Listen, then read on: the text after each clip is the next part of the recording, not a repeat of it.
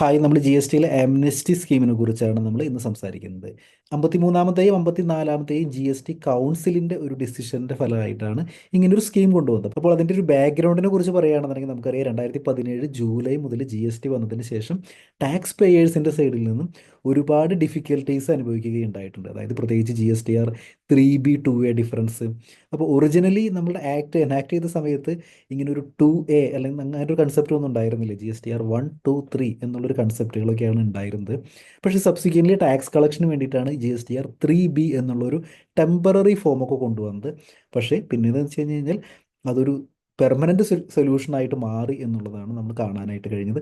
അപ്പോൾ അതിൻ്റെ ഫലമായിട്ട് തന്നെ, അതായത് ഒരു ഇംപ്ലിമെൻറ്റേഷൻ്റെ ഭാഗമായിട്ട് ഒരുപാട് ബാലാരിഷ്ടതകൾ ആ ഒരു നിയമത്തിനുണ്ടായിരുന്നു, ടെക്നോളജിക്കൽ ഇഷ്യൂസ് ഉണ്ടായിരുന്നു. പക്ഷേ ഇതിൻ്റെ എല്ലാം ഒരു ബലിയാടായി മാറിയത് ടാക്സ് പേയേഴ്സ് ആയിരുന്നു. പ്രത്യേകിച്ച് G S T R 2A 3B എന്നുള്ളൊരു ഡിഫറൻസിൻ്റെ ഒക്കെ ഒരു ഫലമായിട്ട് ഒരുപാട് നോട്ടീസുകളാണ് 2017-18 തൊട്ട് 2019-20 വരെയുള്ള കാലയളവിലൊക്കെ വന്നിട്ടുണ്ടായിരുന്നത്. അപ്പോൾ ഇതിൻ്റെ ഒരുപാട് റെപ്രസെൻറ്റേഷന് ശേഷം 53-ാമത്തെയും 54-ാമത്തെയും ജി എസ് ടി കൗൺസിലിൻ്റെ റെക്കമെൻഡേഷൻ പ്രകാരം സെക്ഷൻ 128A എന്നുള്ളൊരു സെക്ഷൻ ജി എസ് ടി ആക്ടിൽ ഇൻസെർട്ട് ചെയ്യുകയുണ്ടായിട്ടുണ്ട്. ആ സെക്ഷൻ 128A പ്രകാരമാണ് G S T amnesty scheme ഇപ്പോൾ നിലവിൽ വന്നിരിക്കുന്നത്. അപ്പോൾ എന്തൊക്കെയാണ് അതിൻ്റെ ഫീച്ചേഴ്സ് എന്ന് നമുക്കൊന്ന് നോക്കാം. വളരെ കുറച്ച് ദിവസം മാത്രമാണ് ഇനി അത് ഒപ്റ്റ് ചെയ്യാനായിട്ട് നമ്മുടെ മുൻപിൽ ബാക്കിയുള്ളത്. മാർച്ച് 31, 2025 നിങ്ങളൊരു ടാക്സ് പേയ്മെൻറ്റ് നടത്തേണ്ടതായിട്ടുണ്ട്. അപ്പോൾ എന്താണ് ഇതിൻ്റെ ഡീറ്റെയിൽസ് എന്ന് നമുക്കൊന്ന് നോക്കാം. അപ്പോൾ introduction to the G S T amnesty scheme എന്ന് പറയുകയാണെന്നുണ്ടെങ്കിൽ എന്താണ് ഈ സ്കീം എന്ന് വെച്ച് കഴിഞ്ഞാൽ, സെക്ഷൻ 128A പ്രകാരം നവംബർ 1 ലോഞ്ച് ചെയ്തിരിക്കുന്ന ഒരു സ്കീമാണ്.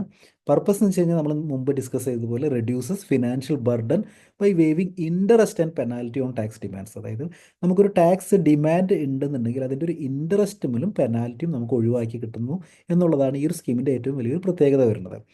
അപ്പോൾ നേരത്തെ പറഞ്ഞതുപോലെ 53rd and 54th G S T കൗൺസിലിൻ്റെ റെക്കമെൻഡേഷൻ പ്രകാരമാണ് ഫിനാൻഷ്യൽ ഇയർ കവർ ചെയ്യുന്നത് 2017-18, 18-19, 19-20 ഈ ഫിനാൻഷ്യൽ ഇയറുകളിലെ സെക്ഷൻ 73 പ്രകാരം നോട്ടീസ് റേസ് ചെയ്തിട്ടുള്ള അല്ലെങ്കിൽ ഓർഡർ പാസ്സാക്കിയിട്ടുള്ള കേസുകളാണത്. നോൺ ഫ്രോഡുലൻ്റ് കേസുകളായിരിക്കണം. ഡെഫിനറ്റ്ലി നോൺ ഫ്രോഡുലൻ്റ് കേസുകളാണ് സെക്ഷൻ 73 വരുന്നത്. ഫ്രോഡുലൻ്റ് കേസുകളൊക്കെ വരുന്നത് സെക്ഷൻ 74 അപ്പോൾ ഇതാണ് ഇതിൻ്റെ ഒരു സ്കോപ്പ് വരുന്നത്. ഒരു ബേസിക് ആയിട്ടുള്ളൊരു കൺസെപ്റ്റ് ഇതാണ് വരുന്നത്. കീ ഫീച്ചേഴ്സ് ആൻഡ് ബെനിഫിറ്റ്സ് നോക്കുകയാണെന്നുണ്ടെങ്കിൽ, അപ്പോൾ വെയ്വർ നോക്കുകയാണെന്നുണ്ടെങ്കിൽ full waiver of interest section 50 പ്രകാരമുള്ള ഇൻട്രസ്റ്റ് കംപ്ലീറ്റ്ലി വെയ്വ് ചെയ്ത് കിട്ടുന്നു. മാത്രമല്ല പെനാൽറ്റി ഉണ്ടെന്നുണ്ടെങ്കിൽ പെനാൽറ്റിയും നിങ്ങൾക്ക് വെയ്വ് ചെയ്ത് കിട്ടും. അപ്പോൾ പ്രിൻസിപ്പൽ എമൗണ്ട് നിങ്ങൾ അടയ്ക്കേണ്ടതായിട്ടുണ്ട്. ഉദാഹരണത്തിന് നമുക്കൊരു 2A 3B ഡിഫറൻസ് ഉണ്ട് എന്ന് വിചാരിക്കുക. 50,000 രൂപയാണ് നമ്മൾ എക്സസ് ആയിട്ട് ക്ലെയിം ചെയ്തേക്കുന്നത്. അപ്പോൾ ആ ഒരു സിറ്റുവേഷനിൽ നമ്മൾ അടയ്ക്കേണ്ടി വരണമെന്ന് വെച്ച് കഴിഞ്ഞാൽ, ഇപ്പോൾ വിത്ത് ഇൻട്രസ്റ്റ് അടക്കം ചിലപ്പോൾ ഒരു പക്ഷേ 2017-18 സിറ്റുവേഷനൊക്കെ ആണെന്നുണ്ടെങ്കിൽ ഏകദേശം സെയിം എമൗണ്ടൊക്കെ തന്നെ ഇൻട്രസ്റ്റ് വരാനായിട്ട് സാധ്യതയുണ്ട്. അതായത് 50,000 രൂപ നിങ്ങൾക്ക് പ്രിൻസിപ്പൽ എമൗണ്ട് ഉണ്ട്, then 50,000 രൂപ തന്നെ ചിലപ്പോൾ ഇൻട്രസ്റ്റും വരാനായിട്ട് സാധ്യതയുണ്ട്. ഇനി 10,000 വെച്ചിട്ട് C G S T S G S ടിയിൽ നമുക്ക് പെനാൽറ്റിയും വരാനായിട്ട് സാധ്യതയുണ്ട്. അപ്പോൾ ഏകദേശം 50,000 രൂപയാണ് ഇതിൽ പ്രിൻസിപ്പൾ എന്നുണ്ടെങ്കിൽ 50,000 രൂപ ഇൻട്രസ്റ്റ്, 20,000 രൂപ പെനാൽറ്റി അടക്കം ഒരു പക്ഷേ ചിലപ്പോൾ 1,20,000 രൂപയുടെ അടുത്തൊക്കെ ചിലപ്പോൾ നമുക്ക് ടോട്ടൽ ഡിമാൻഡ് വരാനായിട്ട് സാധ്യതയുണ്ട്. അപ്പോൾ അതിൽ നിങ്ങൾ പ്രിൻസിപ്പൽ എമൗണ്ട് മാത്രം അടച്ചാൽ മതി, ബാക്കിയുള്ളത് നമുക്ക് വെയ്വ് ചെയ്ത് കിട്ടും എന്നുള്ളതാണ് ഈ സെക്ഷൻ 128A ഒരു ഏറ്റവും ഇമ്പോർട്ടൻ്റ് ആയിട്ടുള്ള ഒരു അഡ്വാൻറ്റേജ് വരുന്നത്. അപ്പോൾ എലിജിബിലിറ്റി പീരീഡ് നമ്മൾ നേരത്തെ പറഞ്ഞതുപോലെ 1 ജൂലൈ 2017 തൊട്ട് മാർച്ച് 31, 2020 വരെയാണ്. അപ്പോൾ benefits for the tax pair എന്ന് പറഞ്ഞു കഴിഞ്ഞാൽ നമ്മൾ ഡെഫിനറ്റ്ലി നമുക്കൊരു എക്സ്ട്രാ കോസ്റ്റ് വരുന്നില്ല. അതുപോലെ തന്നെ ലോങ് പെൻഡിങ് ആയിട്ടുള്ള ലിറ്റിഗേഷൻസ് ഒക്കെ നമുക്ക് ഒഴിവാക്കി കിട്ടുന്ന ഒരു വൺ ടൈം ഓപ്പർച്യൂണിറ്റിയാണ് നമുക്ക് സെറ്റിൽ ചെയ്യാനായിട്ട്. ദെൻ എക്സ്ക്ലൂഷൻ വരുന്നത്, അതായത് ഹൂ ക്വാളിഫൈസ് എന്ന് ചേഞ്ച് നമ്മൾ നേരത്തെ ഡിസ്കസ് ചെയ്തതുപോലെ നോൺ ഫ്രോഡുലൻ്റ് കേസുകൾ ഉള്ള ടാക്സ് ഡിമാൻഡുകൾ, അത് സെക്ഷൻ 73 പ്രകാരമുള്ള നമുക്ക് അയച്ചിട്ടുള്ള നോട്ടീസുകളോ ഓർഡറുകളോ നമുക്ക് ഇതിൻ്റെ ഉള്ളിൽ ഇൻക്ലൂസീവ് ആണ്, ഇത് എലിജിബിൾ ആണ് എന്നർത്ഥം. ഇനി ഇൻ കേസ് നമ്മളൊരു അപ്പീൽ നിങ്ങൾ അപ്പീൽ ഫയൽ ചെയ്തിട്ടേക്കാണ് അല്ലെങ്കിൽ ഒരു റിട്ട് പെറ്റീഷൻ ഫയൽ ചെയ്തേക്കാണ്, അങ്ങനെയാണെന്നുണ്ടെങ്കിൽ നിങ്ങളത് വിഡ്രോ ചെയ്തതിന് ശേഷം മാത്രമാണ് നമുക്ക് എന്ത് ചെയ്യാനായിട്ട് പറ്റുള്ളൂ, ഇത് നമുക്ക് ഇനിഷ്യേറ്റ് ചെയ്യാനായിട്ട് പറ്റുള്ളൂ. ഇനി ഡെഫിനറ്റ്ലി സെക്ഷൻ 74 ആണെന്നുണ്ടെങ്കിൽ നിങ്ങൾക്കത് എലിജിബിൾ അല്ല. അതുമാത്രമല്ല എറോണിയസ് റീഫണ്ട് ഉണ്ടെന്നുണ്ടെങ്കിൽ അത് എലിജിബിൾ അല്ല. അതുമാത്രമല്ല വളരെ ഇമ്പോർട്ടൻ്റ് ആയിട്ടുള്ളൊരു കാര്യം എന്ന് പറഞ്ഞാൽ ഒരുപാട് ലേറ്റ് ഫീസുകൾ ചിലപ്പോൾ നിങ്ങൾ അടച്ചിട്ടുണ്ടായിരിക്കും. ലേറ്റ് ഫീസിന് ഡിമാൻഡൊക്കെ ഉണ്ടെന്നുണ്ടെങ്കിൽ ഇത് ഇവിടെ അപ്ലിക്കബിൾ അല്ല. ലേറ്റ് ഫീസ് ഡിസ്പ്യൂട്ട്സുകൾ നമ്മൾ ഈ ഒരു സെക്ഷൻ 128 കവർ ചെയ്യുന്നില്ല. അതുമാത്രമല്ല separate application for each notices, ഓരോ നോട്ടീസസിനും ഓർഡർ ഒക്കെ ഉണ്ടെന്നുണ്ടെങ്കിൽ ഓരോന്നിനും സെപ്പറേറ്റ് അപ്ലിക്കേഷൻ നമ്മൾ മൂവ് ചെയ്യേണ്ടതായിട്ടുണ്ട്. മാത്രമല്ല ഓൾറെഡി ഇപ്പോൾ നിങ്ങളിനി നേരത്തെ പറഞ്ഞതുപോലെ 50,000 രൂപയ്ക്ക് 50,000 പ്ലസ് 50,000 പ്ലസ് 20,000 1,20,000 ഒക്കെ അടച്ച് കഴിഞ്ഞു എന്ന് കരുതും. അങ്ങനെയാണെന്നുണ്ടെങ്കിൽ നിങ്ങൾക്ക് ഇനി ആ പൈസ തിരിച്ച് കിട്ടില്ല. പകരം പുതുതായിട്ട് അപ്ലൈ ചെയ്യുന്ന ആളുകൾക്ക്, അതായത് കുറച്ച് മോശം കുട്ടികൾക്കാണ് അതിൻ്റെ ബെനിഫിറ്റ് കിട്ടുന്നത് നടത്തും. അപ്പോൾ നിങ്ങൾ ആദ്യമേ തന്നെ ഇതൊക്കെ അടച്ചിട്ടുണ്ടെന്നുണ്ടെങ്കിൽ ആ റീഫണ്ട് ഒന്നും നിങ്ങൾക്ക് കിട്ടുമെന്ന് പ്രതീക്ഷിക്കേണ്ട. അപ്പോൾ നമുക്കതിൻ്റെ ഒരു ഡെഡ് ലൈൻ എങ്ങനെയാണ് വരുന്നതെന്ന് നോക്കാം. അപ്പോൾ നമ്മൾ മാർച്ച് 31 2025 മുൻപ് നമ്മൾ കംപ്ലീറ്റ് പ്രിൻസിപ്പൽ എമൗണ്ട്, അതായത് ടാക്സ് എമൗണ്ട് നമ്മൾ അടയ്ക്കേണ്ടതായിട്ടുണ്ട്. അപ്പോൾ നിങ്ങൾക്ക് വേണമെന്നുണ്ടെങ്കിൽ നിങ്ങൾക്ക് ഇൻപുട്ട് ടാക്സ് ക്രെഡിറ്റ് വെച്ചിട്ടോ അല്ലെങ്കിൽ ക്യാഷ് ആയിട്ടോ നിങ്ങൾക്ക് ഇത് അടയ്ക്കാനായിട്ട് സാധിക്കും. ദെൻ അതിനുശേഷം നിങ്ങൾ GST SPL 01 നോട്ടീസസ് ആണെന്നുണ്ടെങ്കിൽ SPL 01 എന്നുള്ളൊരു ആപ്ലിക്കേഷനാണ് മൂവ് ചെയ്യേണ്ടത്.